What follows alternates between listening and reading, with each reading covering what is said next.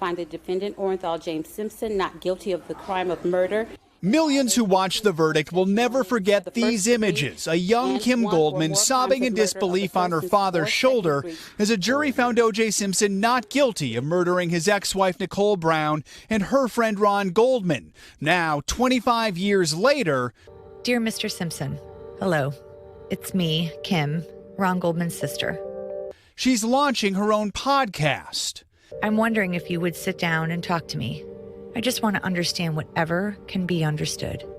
That's a letter that I wrote to the man I believe brutally killed my brother. In the podcast trailer, Goldman promises to interview key figures in the trial that changed her life.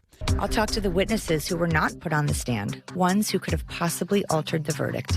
Out of the blue, the Bronco almost hit me. OJ glared at me, then he yelled something at me, and then finally the Bronco took off. Goldman has criticized previous tellings of the story. Absolutely 100% not guilty. Arguing that shows like The People versus O.J. Simpson skimmed over the victims. I'm forced now to have to endure this week after week. But after years of seeming to gloat over his acquittal, including his infamous If I Did It book project, O.J. Simpson is not talking about his murder trial. He's no longer wants to be in the spotlight. That's quite obvious. Linda Deutsch recently interviewed Simpson for the Associated Press. He's always had a positive attitude, but now it is the centerpiece of his life.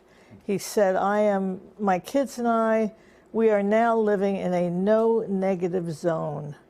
Thank you. Deutsch says after serving 9 years in prison for a robbery involving his old memorabilia, Simpson seems different, now content to play golf, spend time with family, and let the past stay in the past. While for Kim Goldman, the pain is still too present, the wounds still too raw.